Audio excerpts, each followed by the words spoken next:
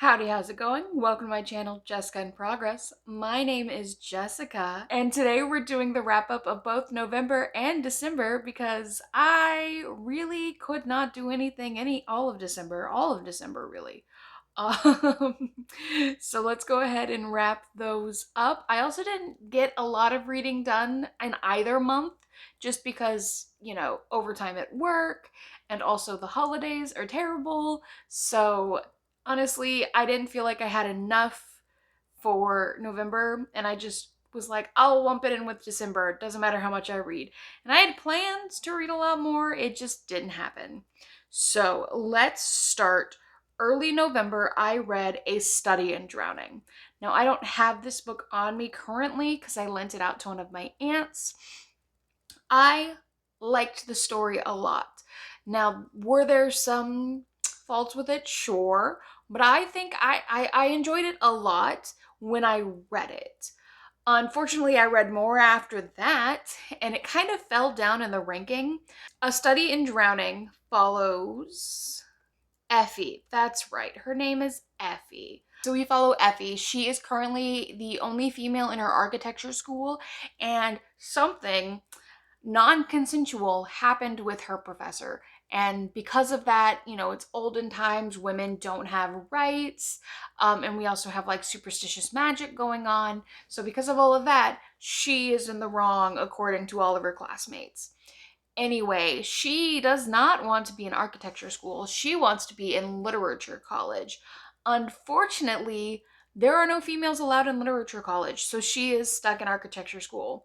Now, in the start of the book, we have her looking at like a flyer to join a contest to design and update this house in the southern region of her country that belongs to this author of a fairy tale work. Now, this fairy tale work is studied throughout all of literature college. It's like the best work that ever came from anyone in the whole area. There's this superstition thing going on with like the sleepers that are protecting the region. They don't super go into religion a little bit. Well, they kind of do because there's like this drowning that's going to happen, and the sleepers are supposedly protecting us from this drowning. That's really all I remember 2 months out from this story. Anyway, Effie loves this author. This author wrote The Fairy Tale King, or The Fairy King, or something like that, which is the story of a fairy king who has chosen a wife, but it is told through the wife's perspective, I think. There are excerpts of it at the beginning of each chapter from what I remember. And I thought it was very interesting in how it was, but I could call the twist as they happened, which is sometimes disappointing. I think it was decently crafted and a little like it was very predictable. Like, I don't think many risks were taken in this. Anyway, we follow Effie. I haven't even like gone into anything. Anyway, we follow Effie. She is picked as a first year student to a first year student who also is not good. Like, they make it a point to be like she doesn't want to be here and she's not good. But she is here and she gets picked as a first year student to update the manor that sits on the edge of this cliff that is definitely crumbling, in this old backwater town. Think like southern, small town that's like super religious and like has those old traditional values. It's like that. Anyway, she goes there, and there is the son of the author who's kind of creepy. There is the widow of the author that we never see. She's just said that she's up there in the attic. Don't bother her. And then we also have a literature student. What is his name? Why do I want to say it's Preston? I don't know if that's his name, but I want to say it's Preston. The literature student there is working to debunk the fact that this newly dead author did not actually author his works because of XYZ. Like, he has the same amount of evidence as, like, we have we have 5 pieces of paper that Shakespeare wrote his name on and everything was written differently. So Shakespeare was not one author. Like, it's the same level of like evidence that he has for this conspiracy theory. Anyway, Effie, who like super loves this author, is like, no, couldn't be. And then the more she like is in the house and like trying to do her things and interacting with her son and the town ish around them and working with Preston, the more she's just like, maybe my author, my idol, isn't what they seemed, and maybe it would be best if I only had a photograph and I never actually met Reading Rainbow Guy. um, anyway, she kind of, like, the more I look back on it, the more I'm just like, especially compared to another book that I read immediately after this, or almost immediately after this, but we'll get to that. She does her best. Do I want to spoil the book for you? No. But it is very predictable in what happens. Like, the ending was so sudden and abrupt that I was just like, wait, are we already done? Like, the final scene, the final climactic scene, I would say took maybe like 2 pages, which didn't seem right given how we had like built up some things. And then I also felt like we stuck there in the story to tie up loose ends for a little too long. Um but that's pretty much it. I did enjoy it. Don't get me wrong. I thought it was beautifully written. Uh but there are some things that we could have tightened up here or there. But overall, it was very nice. It was very good. So that was A Study in Drowning. What did I read next? Next, I read You Again. So I needed something light and cute and fluffy. So I read You Again. You Again. I read You Again. This is supposedly a retelling of When Harry Met Sally. I want to preface my review of this book with the main male character reminded me so much of my husband that it automatically like just made me feel really good and made me enjoy it way more than a lot of other people would. Also, the way that they met cute and like their kind of timeline of them reminded me so much of how I fell in love with my husband and all of that. So I am very biased in my review because of how it relates to my life. Now, is my husband as...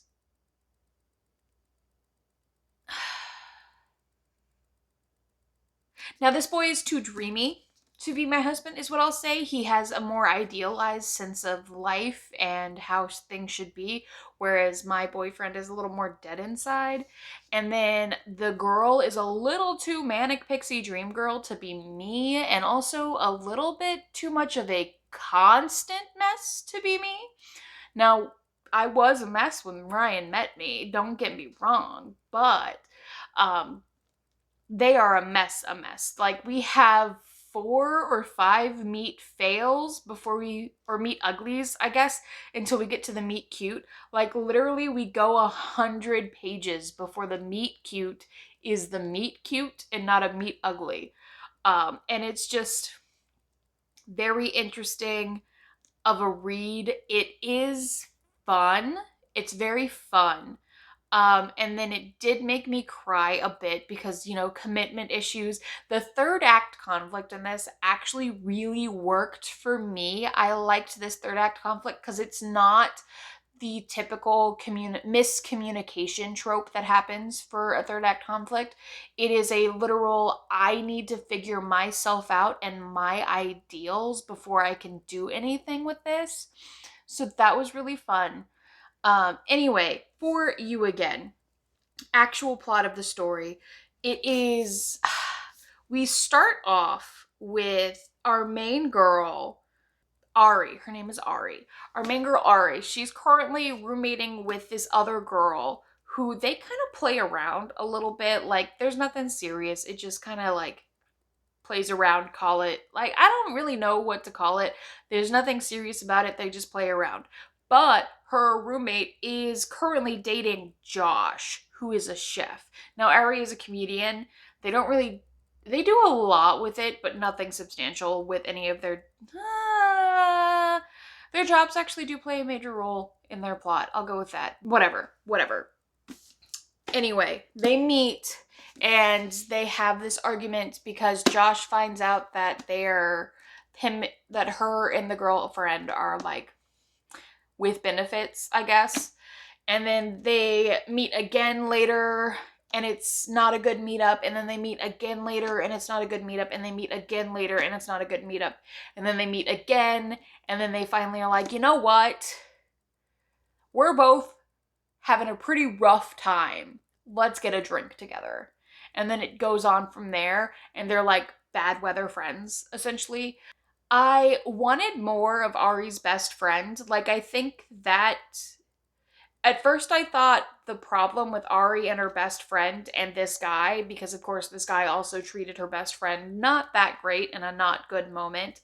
I wish that we had had more of the best friend because it would have allowed us to see at least Ari not juxtaposed to Josh. Like, we spend most of the book with just our two main characters together or our two main characters alone. We don't super see them playing off of other people. But I really enjoyed it. It was really fun. It made me cry. It made me laugh. It made me go, oh my God, this guy is Ryan. Like, Ryan has literally said these words to me. I thought it was fun. It was a fun time. It is good bi representation because Ari is bi in this. However, she is also poly, and I think that's there just to make her more manic and quirky than it, like manic pixie dream girl and quirky, than it is to actually like try and play with anything with the poly aspect of people. So like the polyness is pretty quickly dropped and not important when it comes to this book. So by good, poly meh. I enjoyed it. It was very fun. Do I think I'm going to read it again? I don't know. Do I think it's a good representation of When Harry Met Sally? I don't know. But if you're looking for a romance that is just two messy people in New York, this is a good one. Also, it's a good like New Year's Eve read because New Year's Eve is like a big thing here. So, yeah. Next, I read Starling House.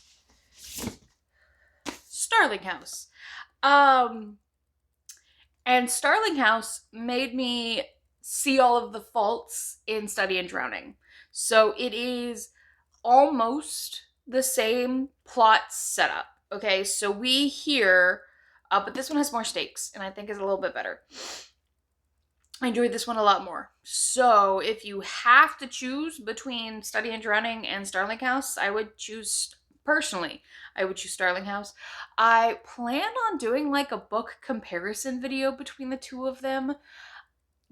Don't hold me to that, but I have a little bit drafted of a book comparison of these two books. Anyway, in this one, we follow Opal. Opal is an orphan, and she has a littler brother. She's like an adult orphan, so this one's more adult, and Study and Drowning is like YA. So that's also a difference there. This is new adult. Opal, she is the older sister of her brother, Jack? I don't know. I think it was a J name. Jasper. His name is Jasper. Okay, so Opal and Jasper, their mom died a while ago. Opal technically lied about her age so that they wouldn't go into foster care and so that she could take care of Jasper herself. They live in a motel in this town that is run by a coal mine. So we have this large coal mine. Now, one other thing is that this book is technically based off of a real town. And technically based off of Alexi. Did I say anyone's name in any of this? No. Okay. Whoops. Credit the authors. Um, so Starling House, written by Alex E. Haro, uh, is like the acknowledgments are really nice in this because Alex C. Haro is like, this could be like an alternate universe where fantasy was real and then I actually kept my rundown house. So like who are you? What are you? It's based off of Paradise, Kentucky? Question mark? Or the town that is based, whatever. Anyway, town dying because coal mine, rich people owning everything, factory work is, what they do. Coal mining is what they do. This is a bad, poor town. That is, dying because of the coal mine. Anyway, they're here in this town is Starling House. Now, this is an author of a fairy tale work. Think more Coraline or like dark fairy tales. I mean, I guess Fairy King was also a dark fairy tale, but dark fairy tale author has a house. It's crumbling and running down, okay? Opal has dreams of this house, okay? And one day on her break from her job, she goes to the house and the gates open for her. So she goes in and she meets Arthur, who is the current caretaker of Starling House. Against his better judgment, Arthur offers her a job cleaning the house because it is decrepit and run down. Because Arthur said that he would be the last Starling taking care of this house because it's cursed. So anyway, Opal basically becomes the housemaid of this. Arthur pays her way too much money for it. And it allows her to send Jasper to school, or that's what she's saving up for. Did she ask Jasper? No. Did she tell Jasper that she's working here? No. Because this house is haunted, and she shouldn't be doing anything with this house. Anyway, she wants to send Jasper to this artsy school because he's a really good video editor and makes like artsy movies, and she wants to make sure that Jasper can get out of this town. Um, good big sister vibes. Are you wagging your tail in your sleep? He's wagging his tail in his sleep. Anyway, this house has apparently chosen Opal to be its new master. Now, there is other things going on. There is this, like, rich lady who's just like, give me all of the information you can find. I'm blackmailing you to do it, Opal. So she, like, kind of sends information to this corporation about everything about Starling House because the coal company wants the land because they are running dry. That's right. That's what it is. And then there's this fog thing, and all the monsters come out in fog, and it's like this epic dark battle between these monsters and Arthur whenever the fog rises. And it's good. Like, I don't know how much more I can say without spoiling it. But I really liked it. I enjoyed it. The romance level of this is very light, and it really focuses more on Opal trying to be a good sister and also dealing with all of the other things. And its real focus is on found family and how you can make any place your home if you try for it. And then also you should fight for your home and stuff like that. I enjoyed this book. I really liked it. I really liked it. So that's what I'm going to say about Starling House by Alex E. Haro. Now I'm going to tell you the authors of the books that I previously said. Study and Drowning is by Ava Reed, and You Again is by Kate Goldbeck. So now the authors have been credited. One other reason why my November was so terrible was because of After the Forest by Kel Woods. I tried my dang hardest to read this, and I only got halfway through chapter 1. I was not having it. Not having it. It was so slow and clunky. Like, I only got 12 pages in and I was like, I cannot read this book. So I tried to look up reviews of it and people were like, it's very slow in the beginning and then it gets better in the end. I hope those people are right, but I could not read it. I tried really hard. It's like I fell into a slump trying to read this book. And then eventually, when I gave up on reading this book and I said, I'm giving up, I'm reading something else, it became so much easier. I think I tried to read this after Study and Drowning because I think these books came together at the same time. So I was trying to do like my are the books and book boxes good, and I just could not bring myself to read this. So we'll try again next year, maybe, or we'll just leave it as it is. But After the Woods is a Hansel and Gretel after the fact. Hansel is not dying, he is in massive gambling debt, and Gretel is using the witch's books to bake cookies, gingerbread, that have like some magic qualities to it. I was gonna do a whole like book and bake on it and do like other gingerbread recipes. Unfortunately, I could not get into this book, no matter how hard I tried. Aside from just like painfully forcing myself to read it, and I was not in the mood with everything else going on at the time, so I did not read it. I'm not going to read it anytime soon, so yeah. That was November. On to December, we started with Finley Donovan Knocks 'Em Dead. Now, this is number 2 in the Finley Donovan book series.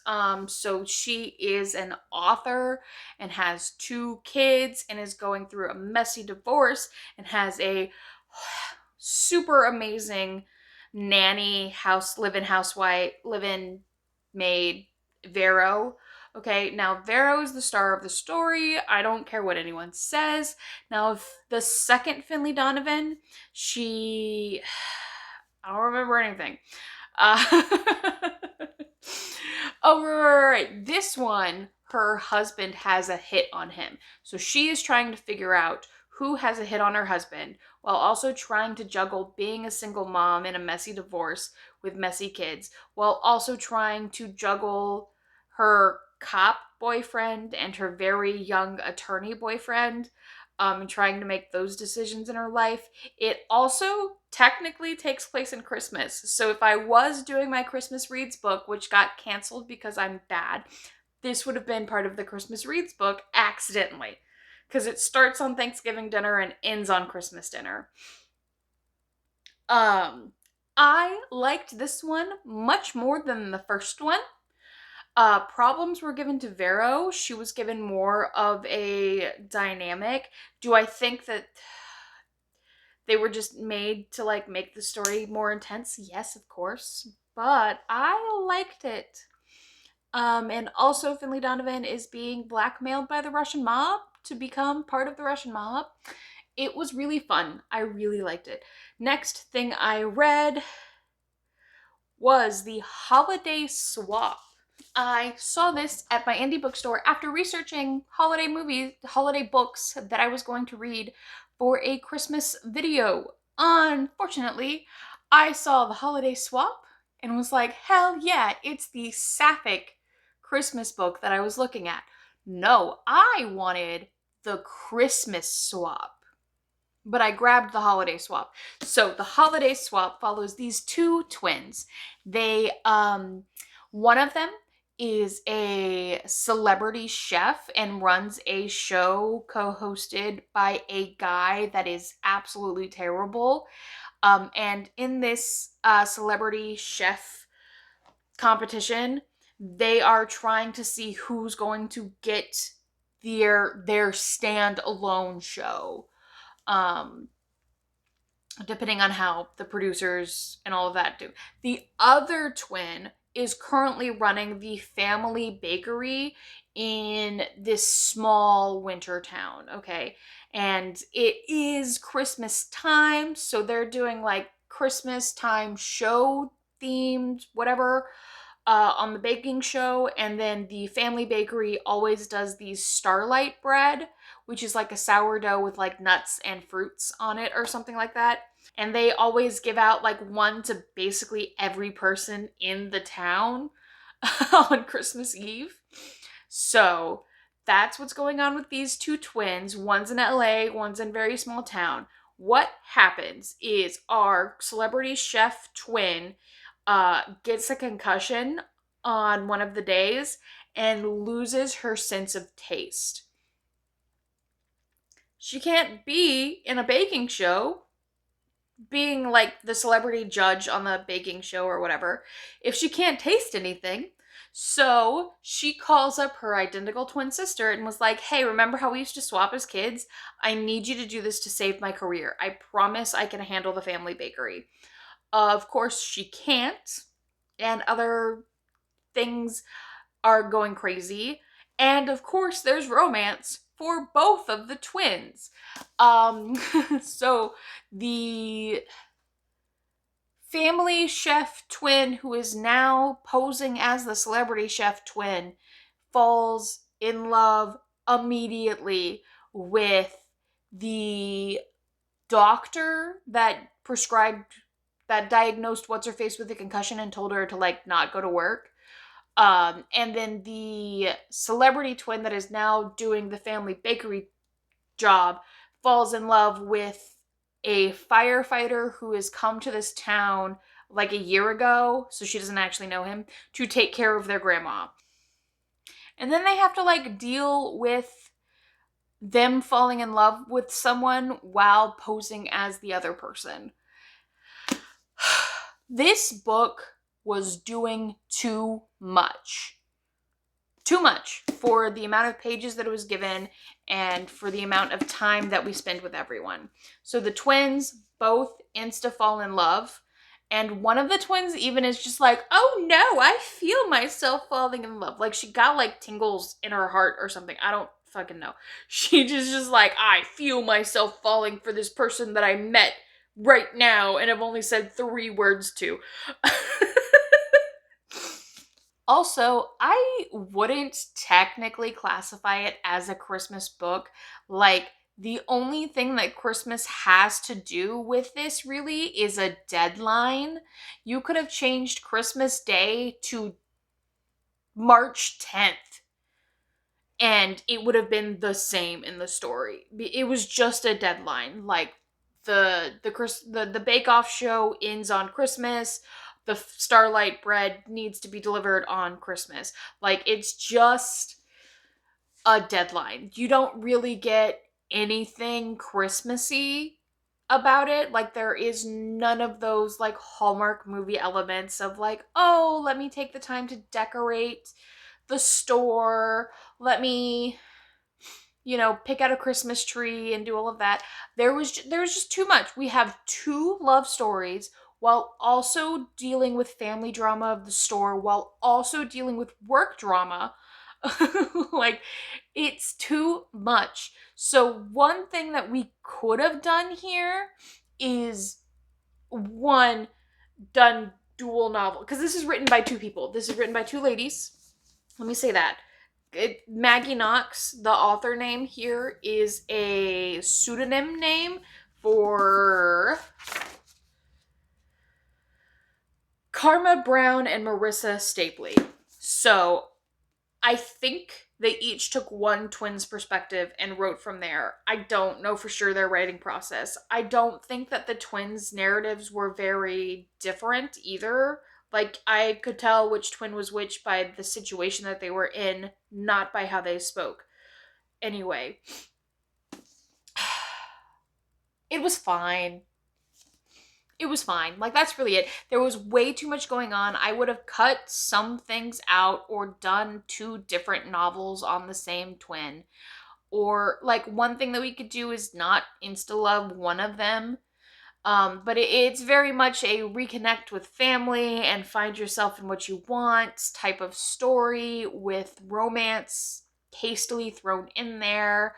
The men here don't have any real characteristics, do the twins like a little bit kind of uh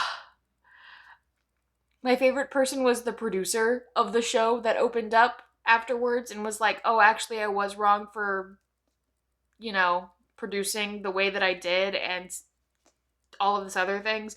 I found it a little unbelievable at some points, but that is what it is for a Christmas novel.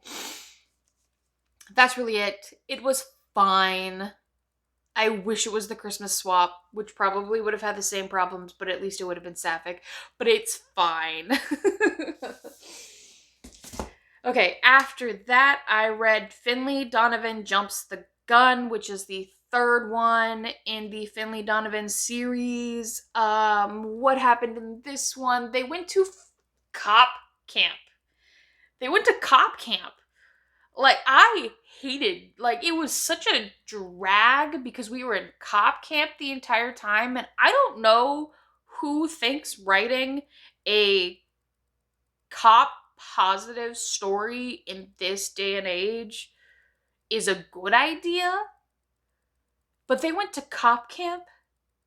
There was other things with, like, the Russian mob, okay? But they went to cop camp. Like, I hated every moment of it. I don't care. I don't care. Another thing is the reason why I hesitated to pick up this series in general is because everyone said that this book was so bad, and they all, for some reason, thought that she was going back to her ex, Steven. I don't I think she made it very clear that she was done with Steven in this book. So I don't know why we thought that. They went to cop camp. I don't why would you do that? Anyway, it was fine. Like, it was fine. Am I still gonna read the next one? Yeah, probably.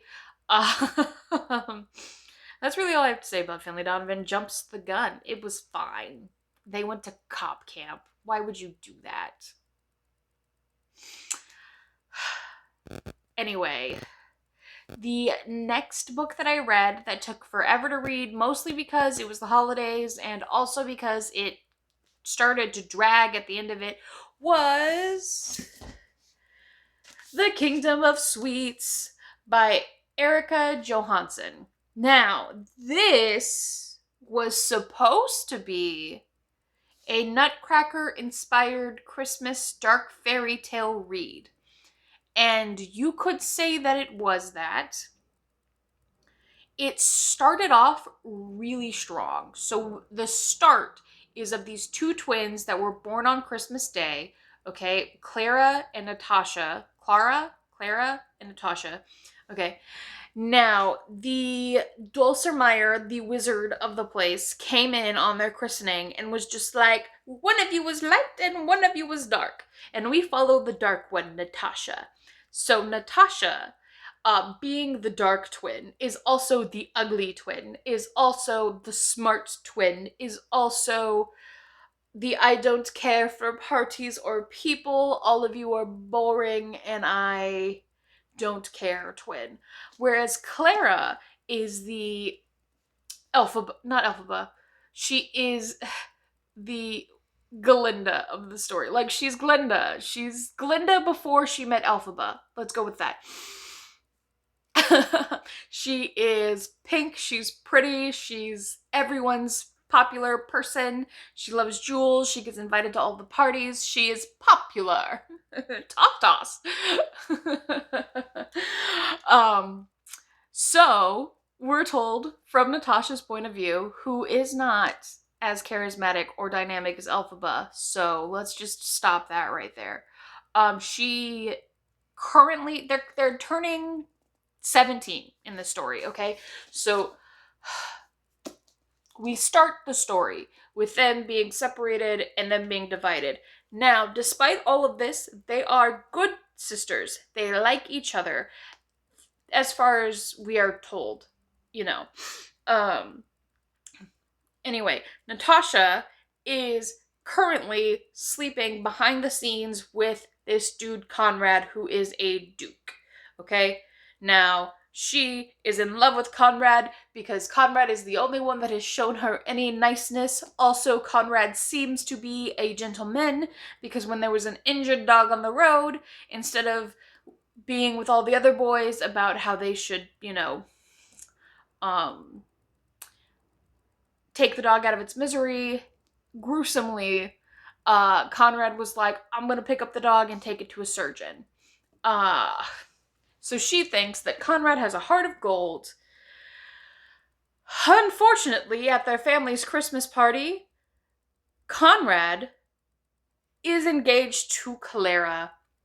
And Clara, her twin sister, knew the entire time that this was going to happen.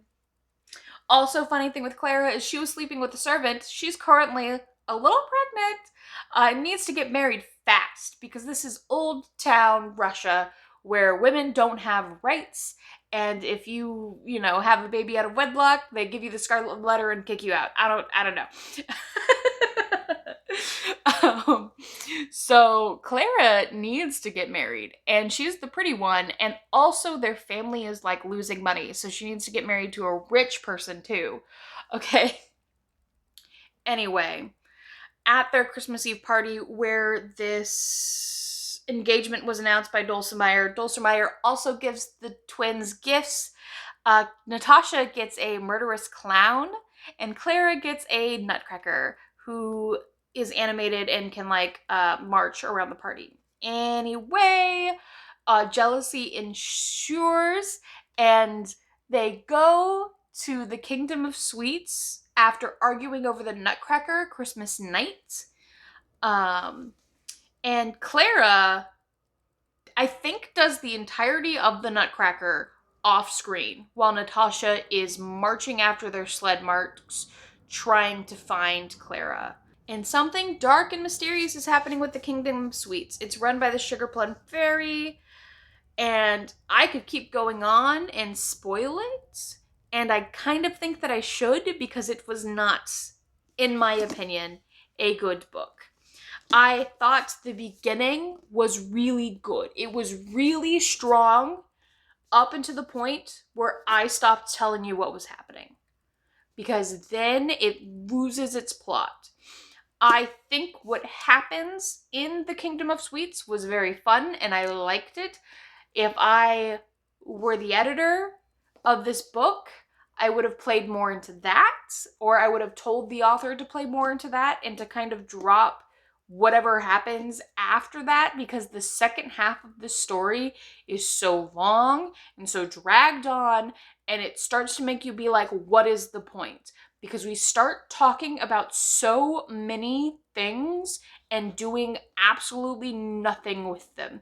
Like, there's this whole through line of serfs no longer becoming serfs, and like the kingdom making like a parliament and like trying to like keep the serfs poor, and how he there's this whole thing about that we don't do anything with.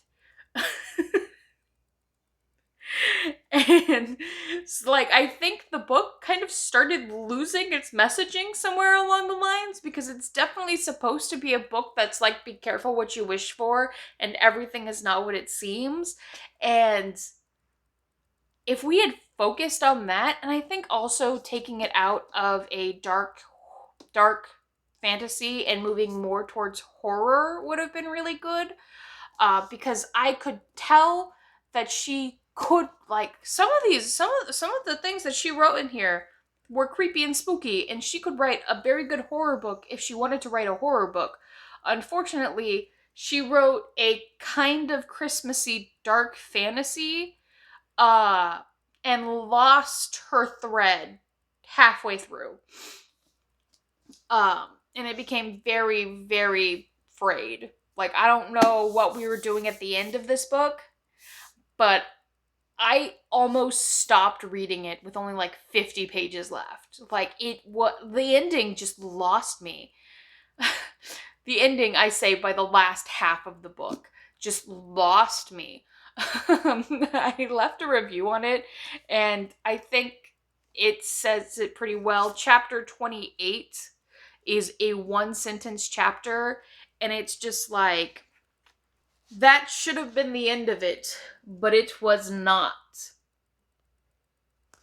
And honestly, that should have been the end of it. Like, you could have done like a nice little horror Edgar Allan Poe wrap up of what's going on, but then we have to go through this many pages of just, I don't know what we were doing here. And even then, this part right here was a little too dragged out. We could have tightened that up a bit, or at least further driven home our theming.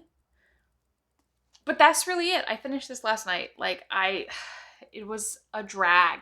The final 150 pages of this was a drag. But the first bit was really good. So I'm sad because I liked the twin jealousy angle and like all of this dark vengeance looking for retribution hunting. I liked that and I wish we had stayed with that. But we lost our point. So those were the things that I read in November and December. Like I said, it was not a lot for the 2 months given my previous track record. It really was just like I was in a slump. Like, this thing took me forever to give up on. This thing took me forever to read and finish. I was just slumped. So I just had like a lot of bad books in a row on top of working overtime for the end of the year, on top of the holidays, on top of me just not having a good time. So that's why this wrapped up in 2 months, and why I also kind of took a break from literally everything and was just like, I'm just gonna try and find something that I like reading. I'm just gonna try and finish my work at work. I'm just going to try and do the holidays, because like our family holidays it's a long time. Like, my sister has a birthday, and then it's Christmas Adam, and then it's Christmas Eve, and then it's Christmas Day, and then it's my birthday. Like, holidays in my family are rough. So anyway, Happy New Year. Did you read any of these books? I hope your holidays were good. Let me know what book you got for the holidays. If you got any. After that, we're all in progress. I'm tired of talking. Goodbye.